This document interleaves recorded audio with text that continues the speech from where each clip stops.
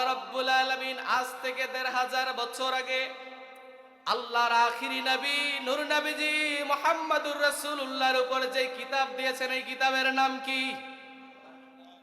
এই কিতাবটা সংরক্ষণের দায়িত্ব আল্লাহ তাআলা কোনো মানুষকে দিয়েছেন নাকি?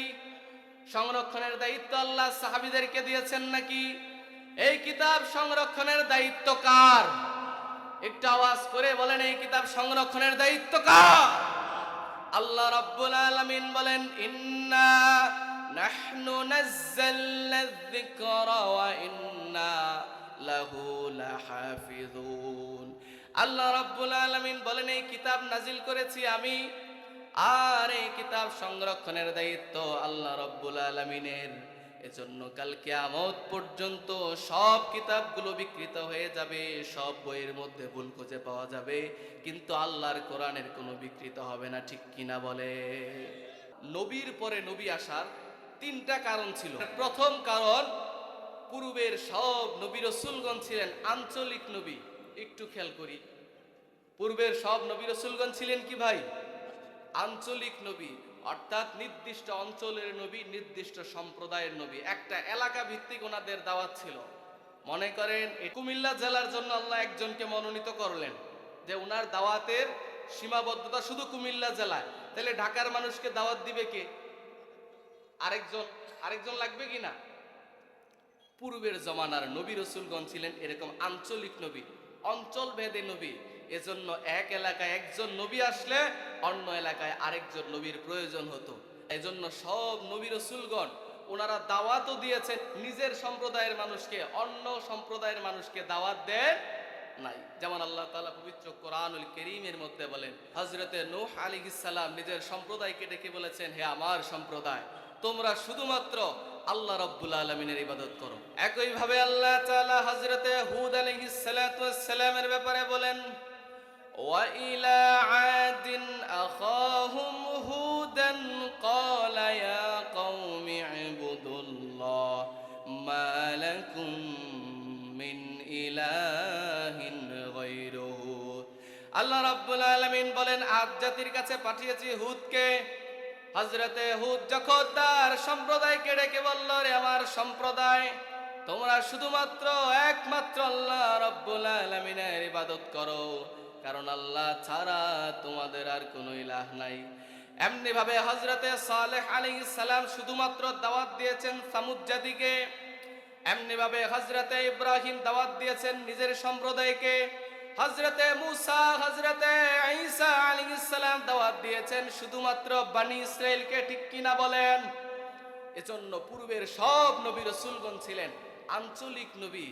এজন্য হযরতে ইয়াকুব আলাইহিস সালাতু ওয়াস সালাম নবী ছিলেন যখন কেনানে, ওনার সন্তান হযরতে ইউসুফ নবী ছিলেন তখন মিশরে।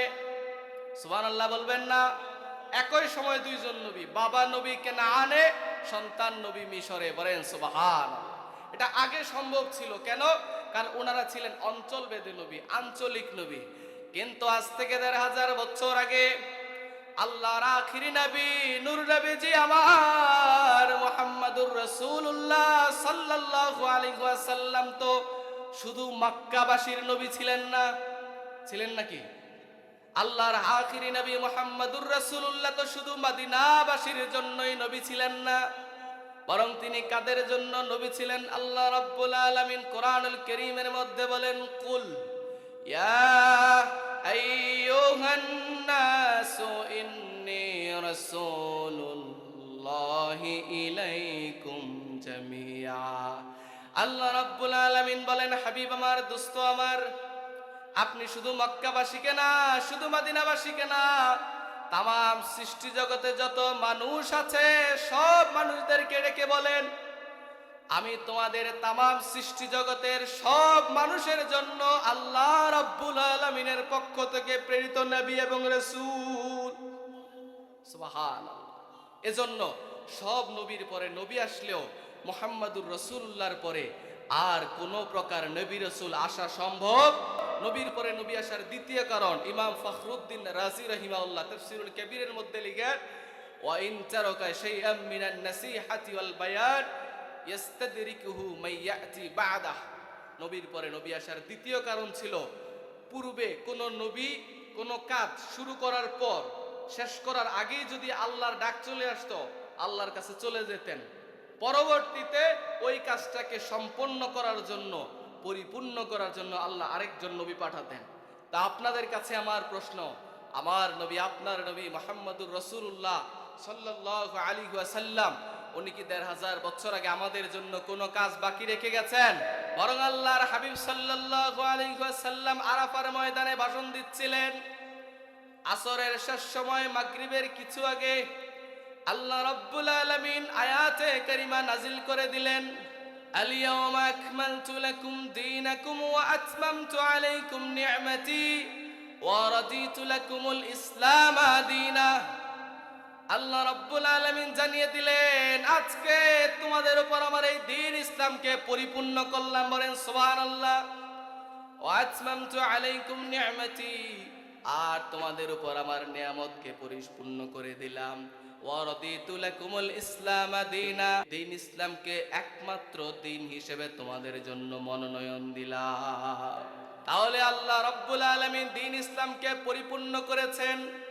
আল্লাহর আখিরি নবী মুহাম্মদুর রাসূলুল্লাহ আমাদের জন্য কোনো কাজকে বাকি রেখে যান নাই। এজন্য সব নবীর পরে নবী আসলেও আল্লাহর আখিরি নবী মুহাম্মদুর রাসূলুল্লাহর পরে আর কোনো নবী আসবে না। নবীর পরে নবী আসার তৃতীয় কারণ ছিল, পূর্বের জমানায় আল্লাহ প্রত্যেক নবীকে, অধিকাংশ নবীকে শরীয়ত হিসেবে, সাংবিধানিক বই হিসেবে আসমানি গ্রন্থ, কিতাব দিতেন। যেমন সৈয়দনা মুসাকে দিয়েছিলেন একটা কিতাব, এটার নাম কি? তাওরাত। সৈয়দনা হযরতে ঈসা আলাইহিস সালাতু ওয়াস সালামকে দিয়েছিলেন ইনজিল, যেটার একসাথে করে এখন Bible, old testament, new testament বিভিন্ন নামকরণ করা হয়েছে।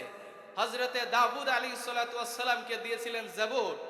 তো এই কিতাবগুলো সংরক্ষণের দায়িত্ব ছিল নবীদের। কাদের? নবীদের। নবীরা যখন আল্লাহর কাছে চলে যেতেন, পরবর্তীতে উনাদের নাফরমান উম্মত এই কিতাবগুলোকে সংযোজন, বিয়োজন করত, বিকৃত করে ফেলতো। মনে করেন লেখা ছিল মদ খাওয়া হারাম, নবী চলে গেছে, বলতেছে এখন তো আর আমাদের বাধা দেওয়ার কেউ নাই, এটার মধ্যে লিখে দাও মদ খাওয়া হালাল। বলেন নাউজুবিল্লাহ। এটা লিখে দিয়ে বলতেছে এটাই হচ্ছে খোঁজার বাণী। বলেন নাউজুবিল্লাহ। এভাবে তারা বিকৃত করে ফেলতো। কিন্তু আল্লাহ রাব্বুল আলামিন আজ থেকে ১৫০০ বছর আগে আল্লাহর আখিরি নবী নূর নবীজি মুহাম্মদুর রাসূলুল্লাহর উপর যে কিতাব দিয়েছেন, এই কিতাবের নাম কি? আওয়াজ করে বলেন, এই কিতাবের নাম কি? এই কিতাবটা সংরক্ষণের দায়িত্ব আল্লাহ তাআলা কোনো মানুষকে দিয়েছেন নাকি? সংরক্ষণের দায়িত্ব আল্লাহ সাহাবীদেরকে দিয়েছেন নাকি? এই কিতাব সংরক্ষণের দায়িত্ব কার? একটু আওয়াজ করে বলেন, এই কিতাব সংরক্ষণের দায়িত্ব কার? আল্লাহ রাব্বুল আলামিন বলেন, ইন্না নাহনু নাযালনা যিকরা ওয়া ইন্না লাহু লাহাফিজুন। আল্লাহ রাব্বুল আলামিন বলেন, এই কিতাব নাজিল করেছি আমি, আর এই কিতাব সংরক্ষণের দায়িত্ব আল্লাহ রাব্বুল আলামিনের। এজন্য কাল কিয়ামত পর্যন্ত সব কিতাবগুলো বিকৃত হয়ে যাবে, সব বইয়ের মধ্যে ভুল খুঁজে পাওয়া যাবে, কিন্তু আল্লাহর কোরআনের কোনো বিকৃত হবে না। ঠিক কিনা বলে? এজন্য সব নবীর পরে নবী আসলেও মুহাম্মদুর রাসূলুল্লাহর পরে আর কোন নবী আসা সম্ভব